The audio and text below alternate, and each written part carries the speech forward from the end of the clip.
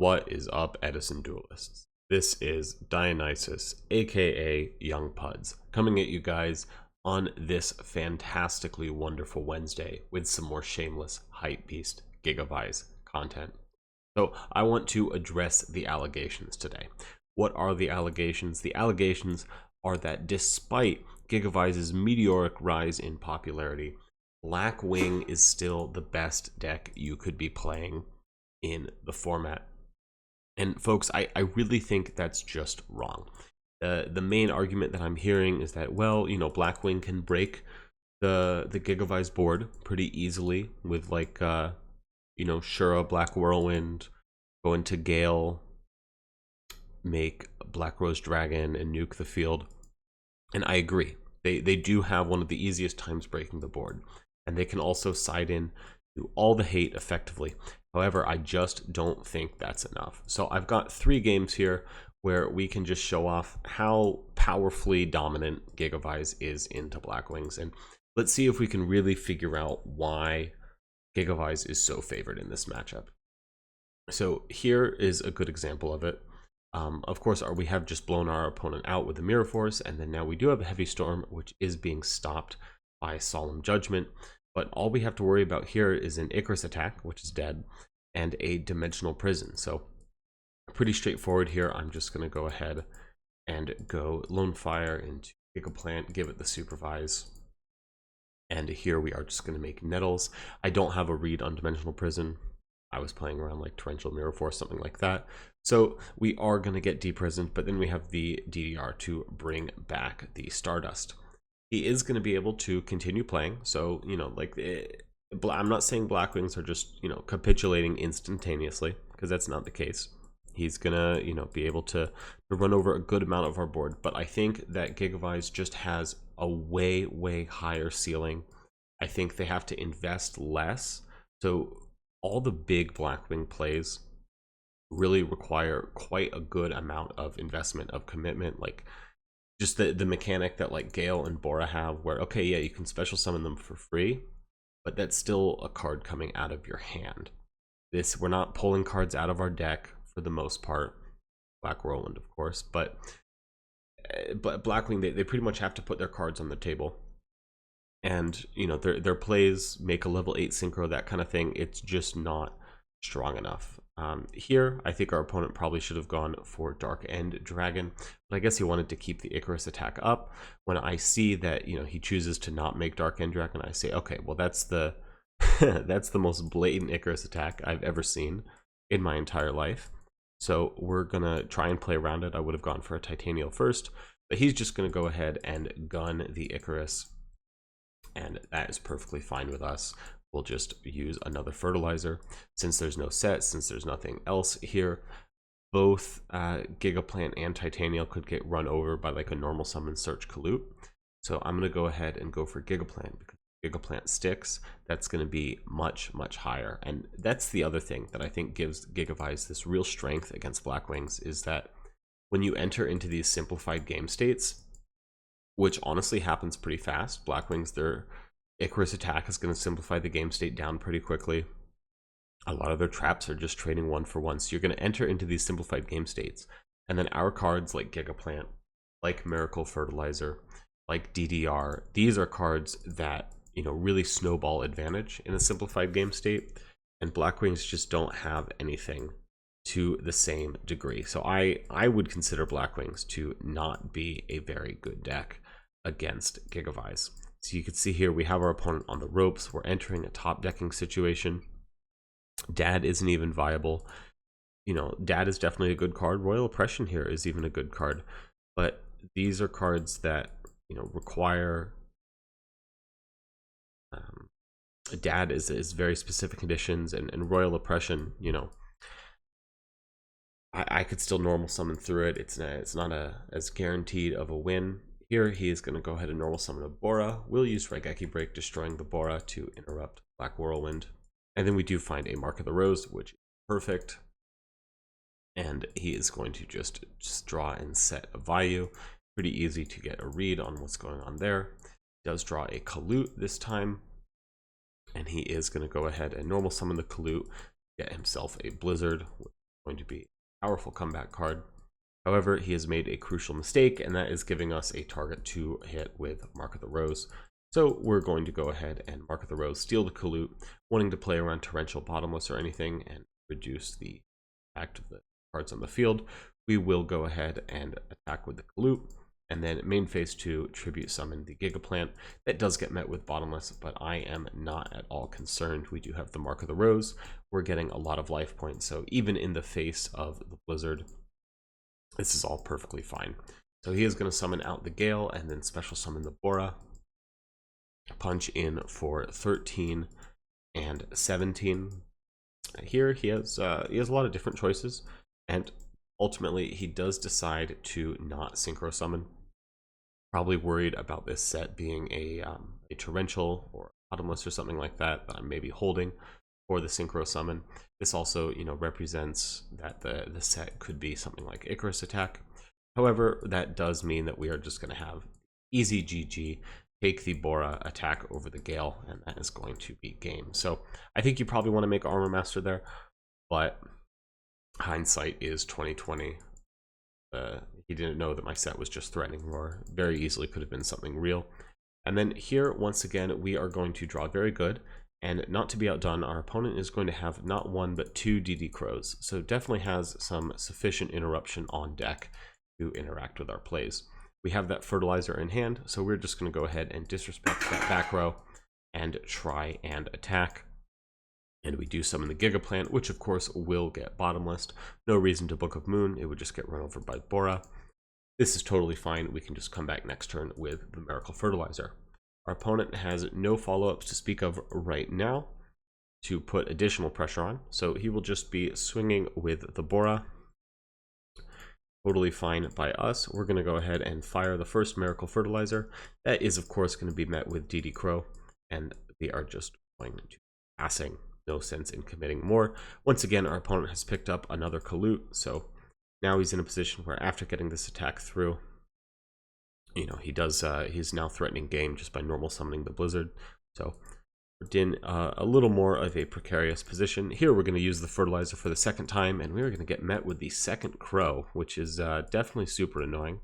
But we're going to need to keep playing nevertheless. So I'm going to go ahead and use Foolish Burial to send 2 tokens onto my field, and then we're going to Mark of the Rose. Dandelion is a plant that we can banish, and we will steal the Bora. And then, I don't know about you guys, but I always love getting to use SSN even after I've used my Lone Fires and having it be relevant. Like right here, this is going to find us a way into Power Tool Dragon. And then Power Tool Dragon is going to get us a DDR because 66% does round up to 100%. So very, very nice there. We're going to DDR for Lone Fire. And then we are going to be able to go ahead and pick up the Gigaplant. We will use Supervise to bring out Nettles, and then sink 8 for Stardust Dragon. Supervise is going to activate that Gigaplant, and then we still have our normal summon because Fertilizer was interrupted, and that is going to bring us to our Titanial. So we've got a whole bunch of damage here, ready to push in for game. So we'll swing for 23. We'll swing for 24. He's going to hit us with the Think, bluffing Gores, and sometimes those bluffs work, and we decide, oh, I better not attack into Gores. Super wrong. I don't know what we were thinking there, but we give him another turn. He's going to Heavy Storm. We will use Stardust Dragon to negate that. It's going to go ahead and try and make a level 6 Synchro. Going to go for Armed Wing here. That tells me that he definitely has Kaluts in hand. He is going to go ahead and attack, and just guns the Kalut. You want to ask damage step here, folks. Don't give me free information. It's a pretty easy read, but still, I'm obviously going to be Book of Mooning. If you're attacking my Gigaplant with a weaker monster, that means you have Kalut, and that is going to be GG. So one game, nice, easy 2-0 against Blackwings. Many such cases, and let's take a look at another one. I do think, however, that while I think Gigavise almost always wins against Blackwings, it is a fun matchup because the deck is strong enough to not just immediately capitulate to Gigavise combo. Maybe that's why people are thinking it's so good. It does sometimes lead to these really nice, kind of back and forth, long, top decky, grindy games. Like here we go. We've got Dust Shoot online. We're gonna Dust Shoot back the Blizzy, and then we just have to contend with 2 Kalutes and the Book of Moon.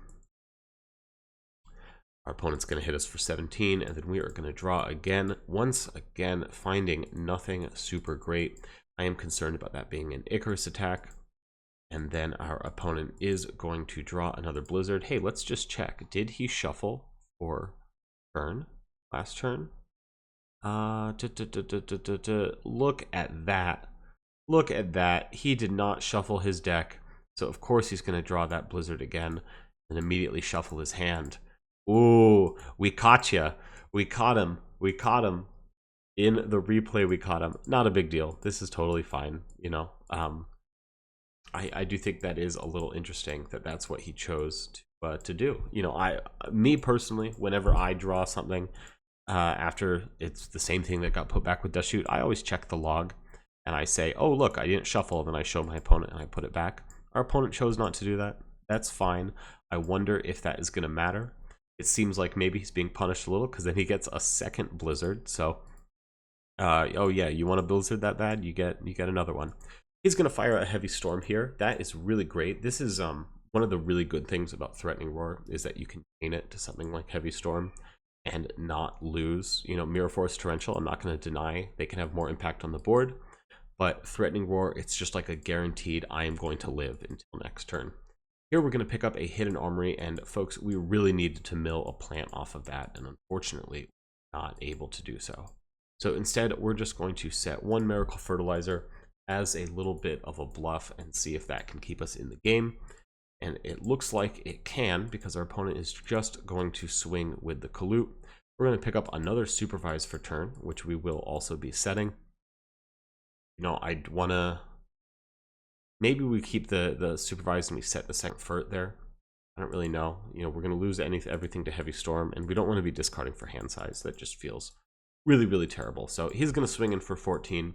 Now we're pretty concerned because it's game point, but we finally do draw that Lone Fire Blossom. So we're going to fire off Heavy Storm. Always painful to lose the Fert, to lose the Supervise. But you need to keep the Super Solar Nutrient because then if you draw a level 2 plant, it is still valid. And then we are going to be able to summon out Gigaplant, bring out Lone Fire Blossom off of the Supervise, and we'll just speed up this combo a little bit. Go for Power Tool Dragon. That's going to bring back Gigaplant. We can get 2 Mark of the Rose and a DDR. Definitely we're wanting a Mark of the Rose here to play around that second Kalute. And in fact, we do hit it. So now with our second Synchro, we can go for Drago, steal the Kalute, and then swing in for a ton of damage. And look at that, folks. That is going to be GG. So moving into game 2, we had a nice little slow game. Here we are opening very strong. The DDR Dandy Gold Sark combo is always great, especially backed up by Heavy Storm. He was playing around the Heavy a little bit and he didn't commit his Oppression or his Mirror Force, but fortunately for us, we are going to be able to build a very strong board right away here. The Copy Plant also in hand is going to be pretty relevant because we can just normal summon that and get a search with the Power Tool Dragon for the guaranteed Supervise. So really, really a very strong opening combo. Very difficult for our opponent to contend with. So here's the question here. What do you extend into with your Gigaplant? Is this a Titanial situation, or would you folks prefer to go for Nettles and find a Stardust Dragon? Here, I do decide to go for the Titanial, and then we are just going to attack for a game. That is going to be 8,000 points of damage. Not too bad of a quiz there. Pretty obvious here that you just want to try and win when you get that kind of shot. So once again, a dominant performance over Blackwings, and now we have one more match. This one I actually played last night against user Leah12, and we're opening a funny little hand here with 2 Lone Fire Blossoms, and then we mill that Heavy Storm You pick up the supervise. Normally that would feel pretty bad, but we have the Trunade. Seeing the heavy storm milled, our opponent is feeling free to go ahead and set 3. Pretty clear read that this is like a Bayou Icarus attack opening. Type of thing that you can see pretty clearly. So here our opponent is going to go ahead and pick up everything after we Trunade, and then we are just going to start comboing off with Lone Fire into Gigaplant, Supervise, bring back the Lone Fire. Here we definitely want to go for Power Tool Dragon with that DDR Dandy Super Solar in hand. That is a lovely combo, and missing here is not even remotely catastrophic. Of course, we always do want to hit the Supervise, but I would not be cross if I did miss. Doesn't matter because 66% is rounding up to 100%. We're going to go ahead and go wide here, pushing for big damage, and more than that, we're actually pushing for GG. We, like I said, I had a read that this was just kind of not a real set, something to go with like an Icarus attack or something like that. And here we are just going to be able to win the game with Black Rose flip this. If it was like a Raikou or something, when one of these gets destroyed, like we're still going to put a Titanial on field, and we still have another Lone Fire for future combo. So we do have some very, very good options. And then we are going to DDR and bring back Lone Fire and go for Titanial, and that is going to be GG. Even if Black Rose didn't set this to 0 attack, that's still more than enough damage for game. So let us go right on into game number 2, folks. Now here, the big thing that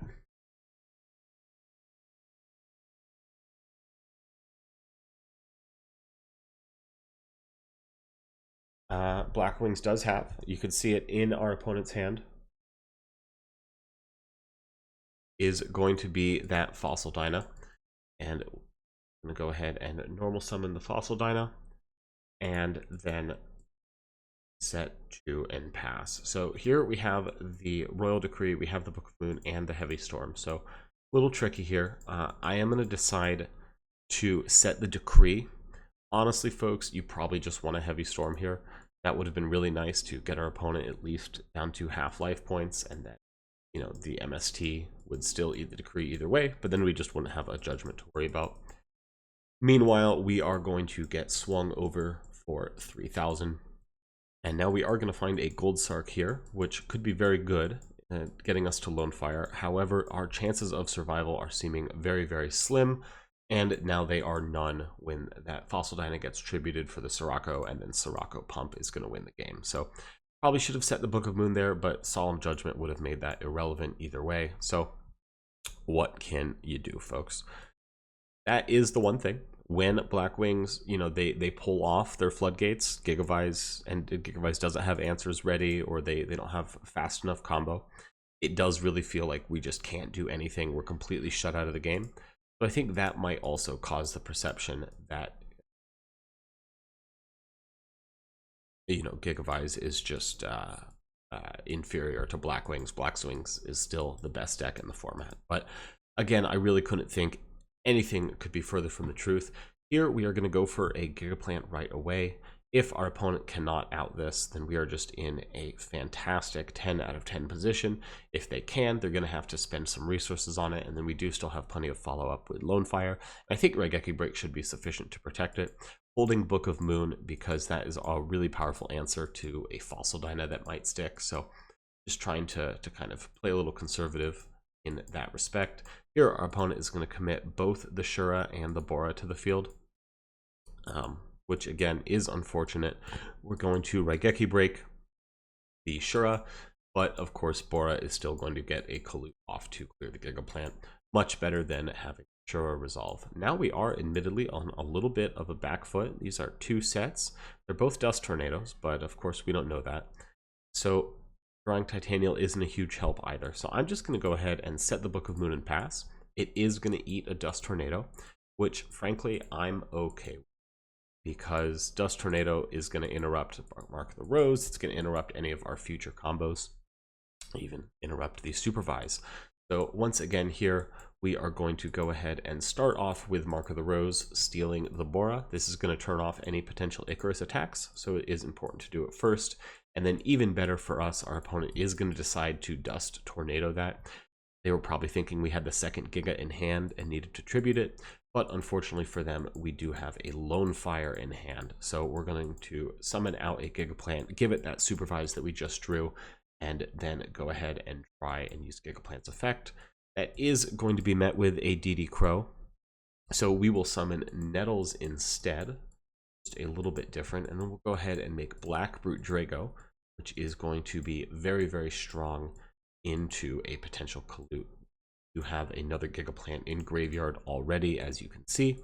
So Brute Drago is going to run into the second Kalute, as we kind of thought, but that is just fine because now we have not one but two Gigaplants on the field, one of which has its effect turned on. We are going to use that effect to summon back the Nettles and then make another Brute Drago just to have the safest field that we can possibly muster. Here our opponent is going to draw Royal Oppression, definitely a good draw, but we already do have a little bit of a nice field presence. Royal Oppression is going to destroy Gigaplant when we summon it, but that is totally fine because Brute Drago is a very strong presence, and on the off chance that our opponent is able to run over it by battle, Royal Oppression cannot stop it. Here our opponent picks up a Shura, we pick up a Super Solar Nutrient, so two kind of irrelevant draws, but we are just pushing the clock down on them, swinging in for 3,000, so they definitely need to find an out. They do actually find one in the form of Raikou, Lightsworn Hunter. This is an especially good card because it's going to make Black Brute Drago miss timing. So Royal Oppression can't stop it if it activates off of a flip monster, but missing timing can. So that is definitely bad news for us. Main phase 2, we're going to go ahead and Gold Sark for that Giant Trunade and pass it off to our opponent, who does pick up a Sirocco. That is not going to be something they can summon right now because we have nothing on field. So we will take 1,800, and then we are going to pick up a Supervise, just a really fantastic draw. We are going to go ahead and hit an Armory on this turn for Mark of the Rose. We have both Gigaplants in graveyard, so getting a DDR to summon back these Lone Fires is really not going to be super useful. I think Mark of the Rose is going to be considerably more helpful, and also our plan here is just to kind of just put more pressure on them immediately and get them as low as possible. If they have something like a Sirocco in their hand, which is entirely possible, and of course they do in this case, that also just forces them to tribute their Shura just to deal a little bit more damage. Definitely suboptimal for them and good for us. And then here we do in fact get another hidden Armory off the top, which is just a phenomenal draw, and it is going to give us the win.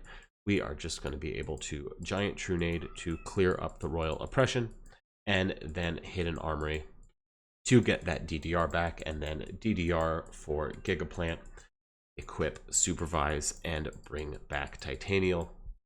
And then, of course, we do attack with the Gigaplant. If there is the third Kalute, we would still get the Gigaplant back on the field, and then Titanial could negate any type of Sirocco pump shenanigans. So that is going to be GG. Well played to all of our opponents, but I just gotta say Gigavise is just better than Blackwing, and if you ask me, best decks of the format, Gigavise for sure, best deck in the format. I think Forgs is very good. I think Glads is very good. Those would probably be the big three, and then I would move the bird decks down a notch into tier 2. That's just my opinion. I hope you guys enjoyed today's video, and I will see you guys tomorrow with some more shameless Hypebeast Gigavise content.